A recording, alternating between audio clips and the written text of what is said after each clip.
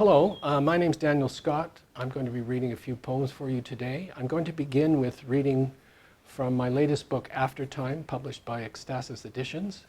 I chose to read this poem to start it off because the painting on the cover, done by my daughter Jenny Baker, is here beside me on the wall, and it's based on this poem. So it's called ekphrastic, which is when one piece of art draws on another piece of art. And the poem is a prose poem, and it's called A Scone of Time. I don't know how all these days got rolled up into dough that blossomed in my kitchen, baked in a brick oven, blue flame hissing, weeks swelling like bread. And I don't know if the days are from the past finished and milled to dust, or from the future caught out of time to sit on the cooling rack, golden brown, speckled with cranberry blood drops and orange rind ground off the sun, beside a cookbook open to Mrs. McKim's buttermilk biscuits, next to a few shards of calendar, the inner workings of a wall clock scattered around a stainless mixing bowl, spoons, spatulas, and a diary with all the pages missing, but the lock intact. I want to read a couple of very short poems together here from Aftertime, and I'll just read them back to back. This one is called Slowed. In summer, time goes torpid. Days yawn across the sky. I look at my watch, wound tight. And the second one is called Soul. When I imagine my soul, my eyes evaporate. There is only sound, a whisper so faint it is impossible, and breathing, a wind hush in a forest, winter. I'm going to read now a poem from Random Access. This was published a while ago, and this book is published by Ecstasis Editions. This poem was an exercise in trying to use multiple senses to experience the poem. It's called Finding Him. The clack of my shoes hollow, echo my heartbeat. Ice, slush, unsteady on sore feet. I might fall. There would be two of us in hospitals, miles of cobblestone between us. Dark, cold, my face, February, the drub of the barge carving the canal, the alarm on the bridge, a gate falling, the bridge rises. I have to buzz to get in, hear the lock click open, click closed. Another door, a button to push, a face behind the wired glass, another click, behind me now. One more door, keys, and I am in. He's there, disheveled. I hold him, smell his sweat. A medication odor stings my nose. I can hear my pulse racing.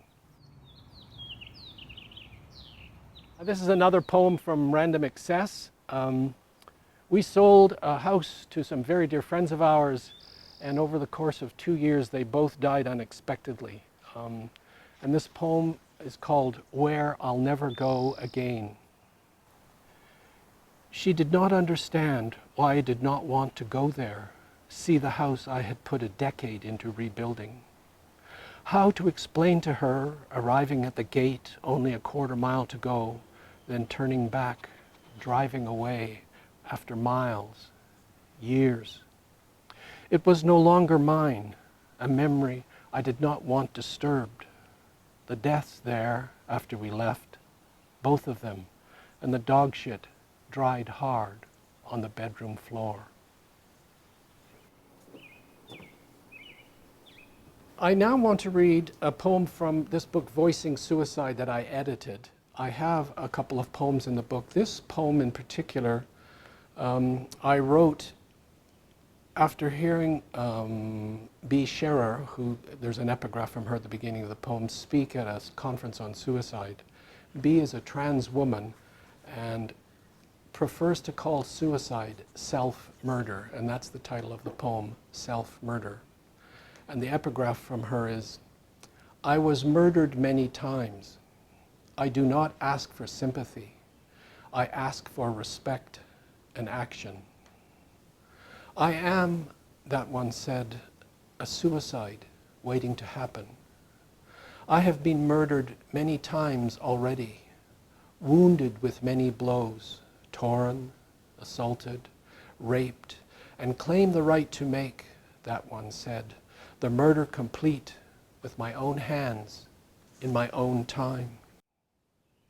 There are those who desire to stop me, take from me my own hands, add wounds to wounds, murder myself again and again to keep me from dying.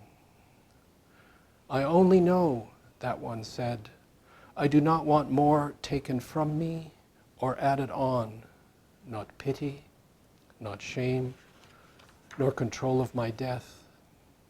I have been murdered enough already and will complete the murder of myself when I choose. This is my last poem. I'm reading from the rocking chair partly because I often sit in the rocking chair and with my notebook and write poems here. I can't think of the number of poems that are composed in this particular rocking chair, which we received as a wedding present, by the way.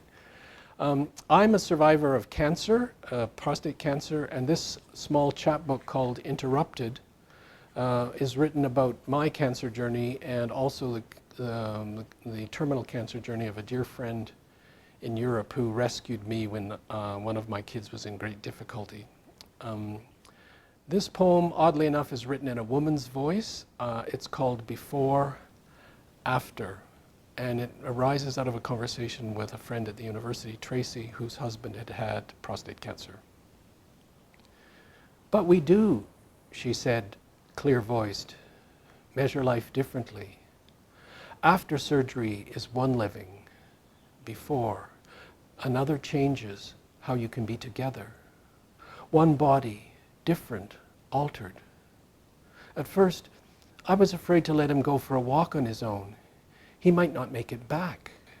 Seems comic now, how afraid I was, didn't know it takes time, trust, to find how to be together, be at ease. Life marks us all. A missing body part is not all of him, not him at all. That's what I had to learn. And when it is my turn to lose some of me, my body, he'll have to learn how to come to me, touch me, please me, learning again how careful love needs to be, patient, sweeter. That's it, sweeter. We've become sweeter for each other.